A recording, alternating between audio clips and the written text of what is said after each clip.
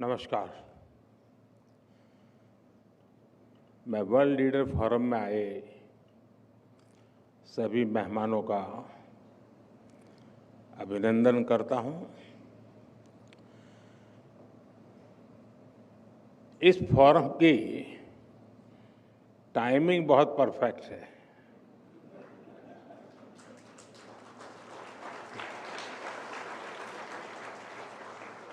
और इसलिए मैं आपकी सराहना करता हूं। अभी पिछले हफ्ते ही लाल किले से मैंने नेक्स्ट जनरेशन रिफॉर्म्स की बात कही है और अब ये फोरम इस स्पिरिट के फोर्स मल्टीप्लायर के रूप में काम कर रहा है। साथियों, यहाँ वैश्विक परिस्थितियों पर, जियो इकोनॉमिक्स पर बहुत विस्तार से चर्चाएं हुई हैं और जब हम ग्लोबल कॉन्टेक्स्ट में देखते हैं तो आपको भारत की इकोनॉमी की मजबूती का एहसास होता है। आज भारत दुनिया की फास्टेस्ट ग्रोइंग मेजर इकोनॉमी है। हम बहुत जल्द दुनिया की तीसरी सबसे बड़ी इकोनॉमी बनने वाले हैं।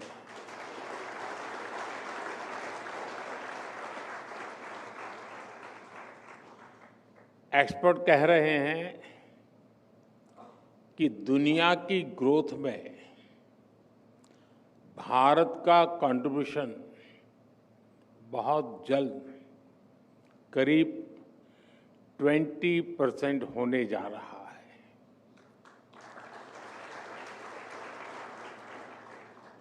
ये ग्रोथ, ये रेजिलियंस जो हम भारत की इकोनॉमी में देख रहे हैं, इसके पीछे बीते एक दशक में भारत में आई मैक्रो इकोनॉमिक स्टेबिलिटी है। आज हमारा फिस्कल डेफिसिट घटकर 4.4% तक पहुंचने का अनुमान है और ये तब है जब हमने कोविड का इतना बड़ा संकट झेला है। आज हमारी कंपनियां कैपिटल मार्केट से रिकॉर्ड फंड्स जुटा रही हैं। आज हमारे बैंक्स पहले से कहीं ज्यादा मजबूत है। इन्फ्लेशन बहुत लो है, इंटरेस्ट रेट्स कम है। आज हमारा करंट अकाउंट डेफिसिट कंट्रोल में है। फॉरेक्स रिजर्व भी बहुत मजबूत है। इतना ही नहीं, हर महीने लाखों डोमेस्टिक इन्वेस्टर्स एसआईपीज के जरिए हजारों करोड़ रुपए मार्केट में लगा रहे हैं। साथियों, आप भी जानते हैं, जब इकोनॉमी के फंडामेंटल्स मजबूत होते हैं, उसकी बुनियाद मजबूत होती है, तो उसका प्रभाव भी हर तरफ होता है। मैंने अभी 15 अगस्त को ही इस बारे में विस्तार से चर्चा की है।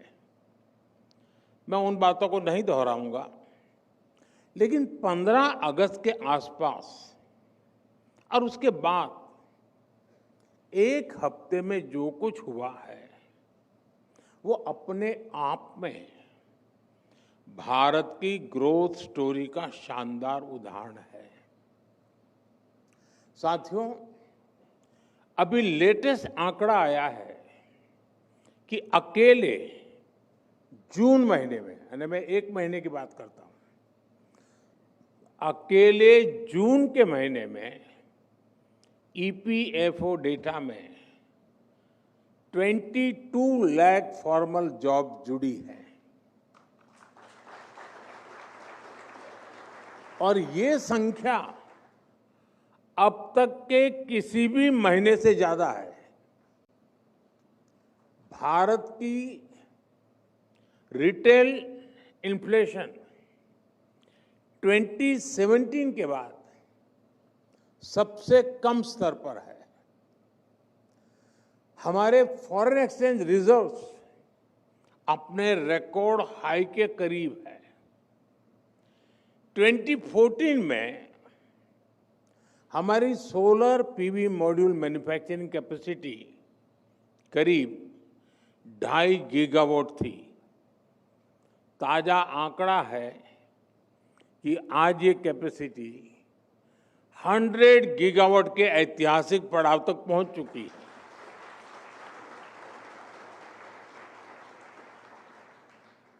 दिल्ली का हमारा एयरपोर्ट भी ग्लोबल एयरपोर्ट्स के एलिट 100 मिलियन प्लस क्लब में पहुंच गया है। आज इस एयरपोर्ट की annual passenger handling capacity 100 million plus की है। दुनिया के सिर्फ 6 एयरपोर्ट्स इस एक्सक्लूसिव ग्रुप का हिस्सा है। साथियों, बीते दिनों एक और खबर चर्चा में रही है। S&P ग्लोबल रेटिंग ने भारत की क्रेडिट रेटिंग अपग्रेड की है और ऐसा करीब 2 दशकों के बाद हुआ है। यानी भारत अपनी रेजिलियंस और स्ट्रेंथ से बाकी दुनिया की उम्मीद बना हुआ है। साथियों, आम बोलचाल में एक लाइन हम बार बार सुनते आए हैं, कभी हम भी बोलते हैं, कभी हम भी सुनते हैं, और कहा जाता है मिसिंग द बस। यानी कोई अवसर आए और वो निकल जाए।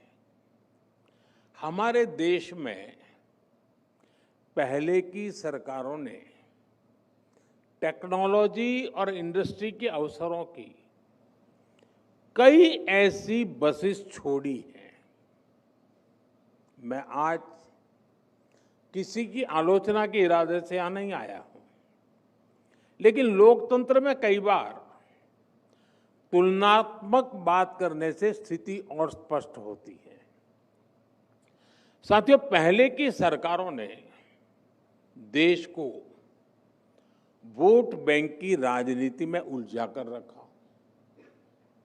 उनकी सोच चुनाव से आगे सोचने की ही नहीं थी। वो सोचते थे जो कटिंग एज टेक्नोलॉजी है वो बनाने का काम विकसित देशों का है। हमें कभी जरूरत होगी तो वहां से इंपोर्ट करेंगे। यही वजह थी कि सालों तक हमारे देश को दुनिया के बहुत से देशों से पीछे रहना पड़ा। हम बस मिस करते रहे। मैं कुछ उदाहरण बताता हूं। जैसे हमारा कम्युनिकेशन सेक्टर है। जब दुनिया में इंटरनेट का दौर शुरू हुआ तो उस वक्त की सरकार असमंज में से थी। फिर 2G का दौर आया तो क्या क्या हुआ ये हम सब ने देखा है। हमने वो बस मिस कर दी। हम 2G, 3G और 4G के लिए भी विदेशों पर निर्भर रहे। आखिर कब तक ऐसा चलता रहा? इसलिए 2014 के बाद भारत ने अपनी अप्रोच बदली। भारत ने तय कर लिया कि हम कोई भी बस छोड़ेंगे नहीं, बल्कि ड्राइविंग सीट पर बैठकर आगे बढ़ेंगे।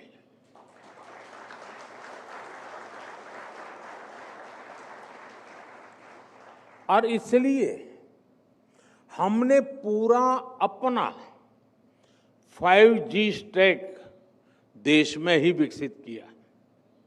हमने मेड इन इंडिया 5G बनाया भी और सबसे तेजी से देश भर में पहुंचाया भी।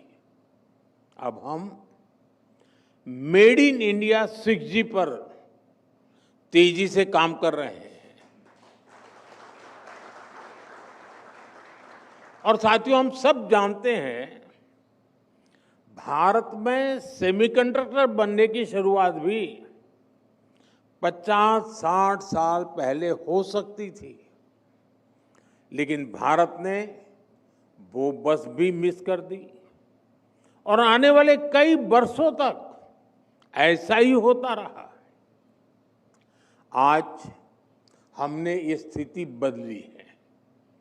भारत में सेमीकंडक्टर से जुड़ी फैक्ट्रियां लगनी शुरू हो चुकी है।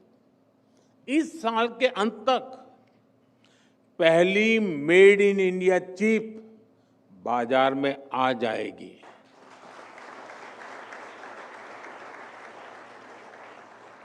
साथियों, आज नेशनल स्पेस डे भी है। मैं आप सभी को नेशनल स्पेस डे की शुभकामनाएं और उसके साथ ही इस सेक्टर की भी बात करूंगा। 2014 से पहले स्पेस मिशंस भी सीमित होते थे और उनका दायरा भी सीमित था। आज 21वीं सदी में जब हर बड़ा देश अंतरिक्ष की संभावनाओं को तलाश रहा है, तो भारत कैसे पीछे रहता। इसलिए हमने स्पेस सेक्टर में रिफॉर्म भी किए और इसे प्राइवेट सेक्टर के लिए ओपन भी कर दिया। मैं आपको एक आंकड़ा देता हूं। ईयर 1979 से 2014 तक भारत में सिर्फ 42 मिशन हुए थे, यानी 35 इयर्स में 42 मिशन।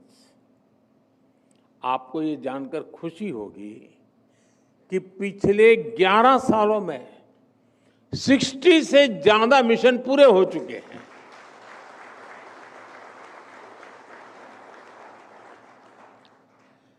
आने वाले समय में कई सारे मिशन लाइन अप है। इसी साल हमने स्पेस डॉकिंग का सामर्थ्य भी हासिल किया है। ये हमारे फ्यूचर के मिशंस के लिए बहुत बड़ी अचीवमेंट है। अब भारत गगनयान मिशन से अपने एस्ट्रोनॉट्स को स्पेस में भेजने की तैयारी में है और इसमें हमें ग्रुप कैप्टन शुभांशु शुक्ला के अनुभव से भी बहुत मदद मिलने वाली है। साथियों, स्पेस सेक्टर को नई एनर्जी देने के लिए उसे हर बंधन से आजाद करना जरूरी था। इसलिए हमने पहली बार प्राइवेट पार्टिसिपेशन के लिए क्लियर रूल्स बनाए। पहली बार स्पेक्ट्रम एलोकेशन ट्रांसपेरेंट हुआ। पहली बार फॉरेन इन्वेस्टमेंट लिबरलाइज हुआ और इस साल के बजट में हमने स्पेस स्टार्टअप्स के लिए 1000 करोड़ रुपए का वेंचर कैपिटल फंड भी दिया है। साथियों, आज भारत का स्पेस सेक्टर इन रिफॉर्म्स की सफलता देख रहा है। साल 2014 में भारत में सिर्फ एक स्पेस स्टार्टअप था, आज 300 से ज्यादा है।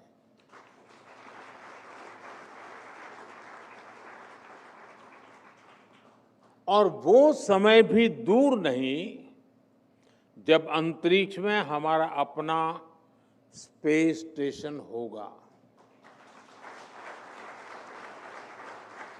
साथियों, हम इंक्रीमेंटल चेंज के लिए नहीं बल्कि क्वांटम जंप का लक्ष्य लेकर आगे बढ़ रहे हैं। और रिफॉर्म्स हमारे लिए न कंपल्सन है, न क्राइसिस ड्रिवन है, ये हमारा कमिटमेंट है, हमारा कन्विक्शन है।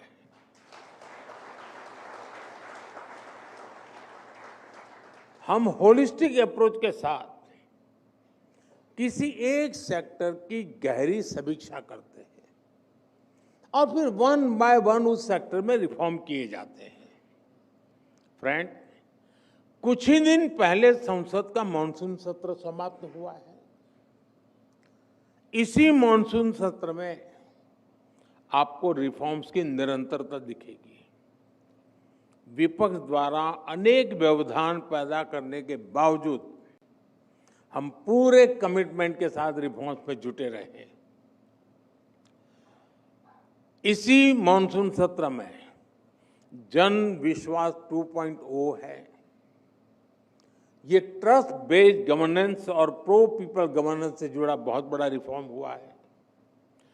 जन विश्वास के पहले एडिशन में हमने करीब 200 माइनर ऑफेंसेस को डीक्रिमिनलाइज किया था। अब इस कानून के दूसरे एडिशन में हमने 300 से ज्यादा माइनर ऑफेंसेस को डीक्रिमिनलाइज कर दिया है। इसी सेशन में इनकम टैक्स कानून में भी रिफॉर्म किया गया है। 60 साल से चले आ रहे इस कानून को अब और सरल बनाया गया है।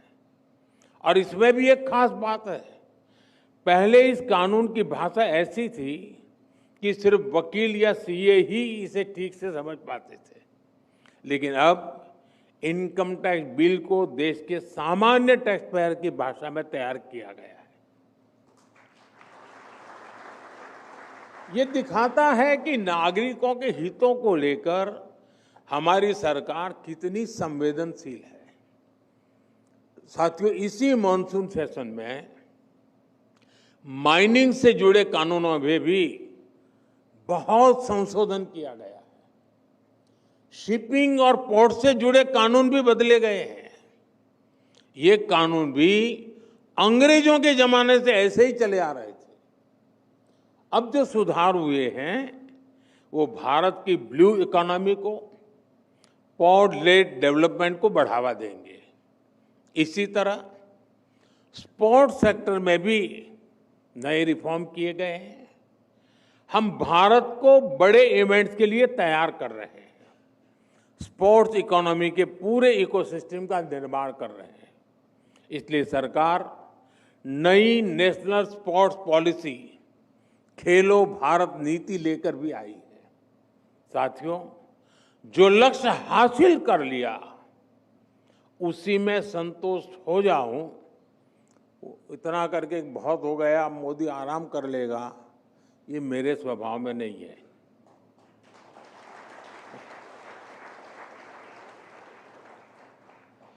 रिफॉर्म्स को लेकर भी हमारी यही सोच है। हम आगे के लिए तैयारी करते रहते हैं। हमें और आगे बढ़ना है। अब रिफॉर्म्स का एक और पूरा आर्सेनल लेकर आने वाला हूं। इसके लिए हम कई मोर्चों पर काम कर रहे हैं। हम बेवजह के कानूनों को खत्म कर रहे हैं, नियमों और प्रक्रियाओं को सरल बना रहे हैं, प्रोसीजर्स और अप्रूवल्स को डिजिटल कर रहे हैं, अनेक प्रावधानों को डीक्रिमिनलाइज कर रहे हैं। इसी कड़ी में जीएसटी में भी बहुत बड़ा रिफॉर्म किया जा रहा है। इस दिवाली तक ये प्रक्रिया पूरी हो जाएगी। इससे जीएसटी और आसान बनेगा और कीमतें भी कम होगी। साथियों, नेक्स्ट जनरेशन रिफॉर्म्स के लिए इसके इस आर्सेनल से भारत में मैन्युफैक्चरिंग बढ़ेगी, मार्केट में डिमांड बढ़ेगी, इंडस्ट्री को नई एनर्जी मिलेगी, एम्प्लॉयमेंट के नए अवसर बनेंगे और ease of living, ease of doing business दोनों इंप्रूव होंगे। साथियों, आज भारत 2047 तक विकसित होने के लिए पूरी शक्ति से जुटा है और विकसित भारत का आधार आत्मनिर्भर भारत है। आत्मनिर्भर भारत को भी हमें 3 पैरामीटर्स पर देखने की जरूरत है। ये पैरामीटर है स्पीड, स्केल और स्कोप। अपने ग्लोबल पैंडेमिक के दौरान भारत की स्पीड भी देखी है, स्केल भी देखा है और स्कोप भी महसूस किया है। आपको याद होगा उस समय कैसे एकदम बहुत सारी चीजों की जरूरत पड़ गई थी और दूसरी तरफ ग्लोबल सप्लाई चेन भी एकदम ठप हो गई थी। तब हमने देश में ही जरूरी चीजें बनाने के लिए कदम उठाए। देखते ही देखते हमने बहुत बड़ी मात्रा में टेस्टिंग किट्स बनाए, वेंटिलेटर्स बनाए, देश भर के अस्पतालों में ऑक्सीजन प्लांट्स लगाए। इन सारे कामों में भारत की स्पीड दिखाई दी। हमने देश के कोने कोने में जाकर अपने नागरिकों को 220 करोड़ से ज्यादा मेड इन इंडिया वैक्सीन लगाई और वो भी बिल्कुल मुफ्त।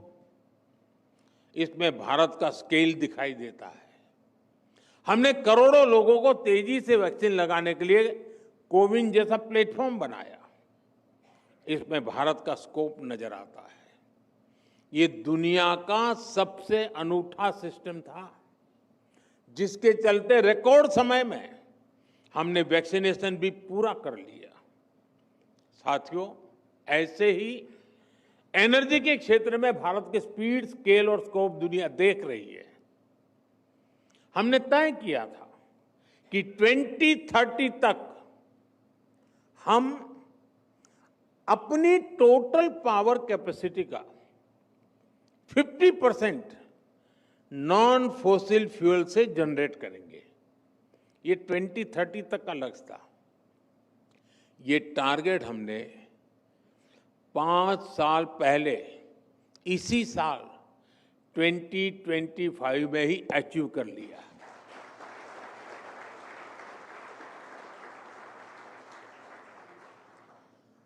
साथियों, पहले के समय जो नीतियां थी उसमें इंपोर्ट पर बहुत जोर रहा। लोगों के अपने फायदे थे, अपने खेल थे। लेकिन आज आत्मनिर्भर होता भारत एक्सपोर्ट में भी नए रिकॉर्ड बना रहा है। पिछले 1 साल में हमने 4 लाख करोड़ रुपए के एग्रीकल्चर प्रोडक्ट एक्सपोर्ट किए हैं। पिछले 1 साल में पूरी दुनिया में 800 करोड़ वैक्सीन डोज बनी है। इसमें 400 करोड़ भारत में ही बनी है। आजादी के 6.5 दशक में हमारा इलेक्ट्रॉनिक्स एक्सपोर्ट 35,000 करोड़ रुपए के आसपास पहुंच पाया था। आज ये करीब 3.25 लाख करोड़ रुपए तक पहुंच रहा है। साथियों, 2014 तक भारत 50,000 करोड़ रुपए के आसपास के ऑटोमोबाइल एक्सपोर्ट करता था। आज भारत 1 साल में 1,20,000 करोड़ रुपए के ऑटोमोबाइल एक्सपोर्ट कर रहा है। आज हम मेट्रो कोच, रेल कोच से लेकर रेल लोकोमोटिव तक एक्सपोर्ट करने लगे हैं। वैसे आपके बीच आया हूं तो भारत की एक और सफलता के बारे में आपको बता दूं। भारत अब दुनिया के 100 कंट्रीज को इलेक्ट्रिक व्हीकल भी एक्सपोर्ट करने जा रहा है। 2 दिन के बाद 26 अगस्त को इससे जुड़ा एक बहुत बड़ा कार्यक्रम भी हो रहा है। साथियों, आप सभी जानते हैं, देश की प्रगति का बहुत बड़ा आधार रिसर्च भी है।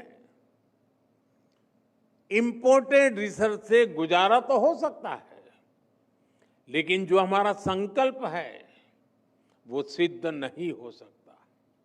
इसलिए रिसर्च फील्ड में हमें अर्जेंसी चाहिए, वैसा माइंडसेट चाहिए।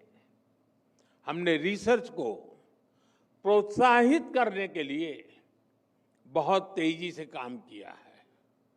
इसके लिए जो जरूरी पॉलिसी और प्लेटफॉर्म चाहिए, उस पर भी हम लगातार काम कर रहे हैं। आज रिसर्च और डेवलपमेंट पर होने वाला खर्च 2014 की तुलना में 2 गुने से भी अधिक हो गया है। 2014 की तुलना में फाइल किए जाने वाले पेटेंट्स की संख्या भी 17 टाइम ज्यादा हो गई है। हमने करीब 6,000 हायर एजुकेशन इंस्टीट्यूट में रिसर्च एंड डेवलपमेंट सेल्स स्थापित किए हैं। वन नेशन वन सब्सक्रिप्शन से भी आप परिचित हैं। इसने छात्रों के लिए विश्व स्तरीय रिसर्च जर्नल्स तक पहुंचने में उनको बहुत आसान बना दिया है। हमने 50,000 करोड़ रुपए के बजट के साथ नेशनल रिसर्च फाउंडेशन बनाया है। 1 लाख करोड़ रुपए की research development fund innovation scheme को भी मंजूरी दी थी। लक्ष्य ये है कि प्राइवेट सेक्टर में, विशेषकर सनराइज और स्ट्रेटेजिक सेक्टर में नई रिसर्च को सपोर्ट मिले। साथियों, यहाँ इस समिट में इंडस्ट्री के भी बड़े बड़े दिग्गज भी हैं। आज समय की मांग है कि इंडस्ट्री और प्राइवेट सेक्टर आगे आए, विशेषकर clean energy, quantum technology, battery storage, advance materials और बायोटेक्नोलॉजी जैसे सेक्टर्स में रिसर्च पर अपना काम और अपना निवेश बढ़ाएं। इससे विकसित भारत के संकल्प को नई एनर्जी मिलेगी। साथियों, रिफॉर्म, परफॉर्म, ट्रांसफॉर्म के मंत्र पर चल रहा भारत आज उस स्थिति में है कि वो दुनिया को धीमी ग्रोथ से बाहर निकाल सकता है। हम ठहरे हुए पानी में किनारे पर बैठ करके कंकड़ मारकर एंजॉय करने वाले लोग नहीं हैं।